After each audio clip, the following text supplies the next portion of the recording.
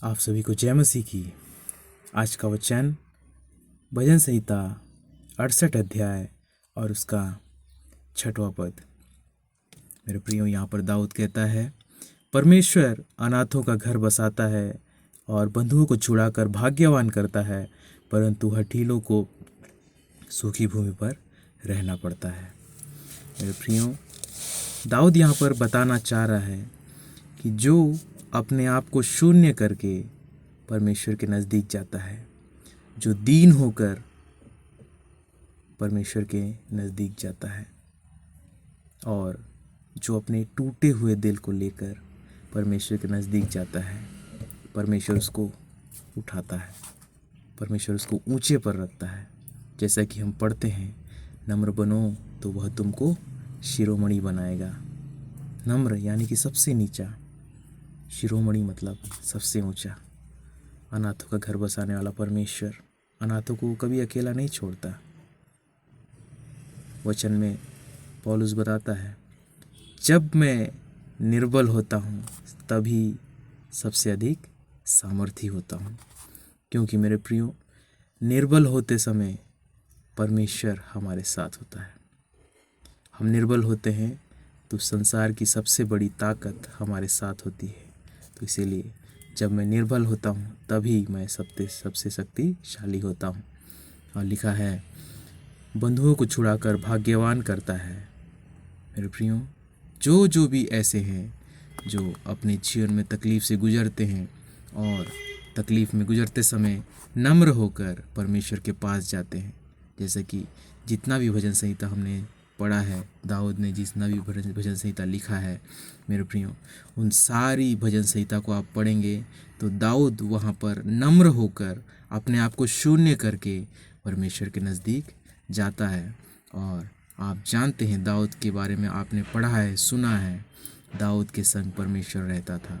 हर लड़ाई में दाऊद परमेश्वर को याद करता था। हर एक समस्या में दाऊद परमेश्वर को याद करता था। हर एक बात में, चाहे आनंद हो, चाहे दुख हो, चाहे शोक हो, चाहे जो कुछ भी आ जाए, परमेश्वर दाऊद के लिए हमेशा प्रथम स्थान रहता था। और दाऊद भी परमेश्वर की संगति को पाकर घमंडी नहीं हो गया, हठीला नहीं हो गया और घमंड से भर नहीं गया। मेरे प्रियो, हमेशा वो नम्र रहा, इसलिए परमेश्वर उसको छुड़ाकर भाग्यवान करता है। और दूसरी ओर लिखता है, परंतु हठीलों को सूखी भूमि पर रहना पड़ता है। हठीले लोग घमंड से भरे होते हैं और वो अपने मन में ये सोचते हैं कि हमसे बड़ा कोई नहीं है। लेकिन मेरे प्रियो, हम इस जगह पर धरती में इतनी बड़ी बड़ी चीज़ें यहोवा ने बनाया, उसके सामने हमारा कद कुछ भी नहीं है मेरे प्रियो। इसीलिए हम अपने आप को घमंडी ना बनाएं, हम अपने आप को सबसे बड़ा ना बनाएं, हम नम्र बने तो परमेश्वर हमारे पास आएगा और हमको शिरोमणि बनाएगा। हठीले लोग को, जो अपने आप को बड़ा समझते हैं, उनको सूखी भूमि पर रहना पड़ता है। वो दुख भोगते हैं, परमेश्वर की दूरी अपने जीवन में ला लेते हैं। जो नम्र होता है वो परमेश्वर की निकटता को पाता है, और जो हठीला होता है, परमेश्वर को नहीं मानता, अपने आप को बड़ा मानता है, वो परमेश्वर से दूर हो जाता है और उसको सूखी भूमि पर रहना पड़ता है। सूखी भूमि से रहने का मतलब है मेरे प्रियो, वो दुख उसके शरीर, उसके जीवन में आ जाता है और दुख पाने के कारण वो सूखी भूमि की तरह, जो भूमि पानी से तर होती है, वो उपजाऊ होता है और संतुष्टि देने वाला होता है मेरे प्रियो।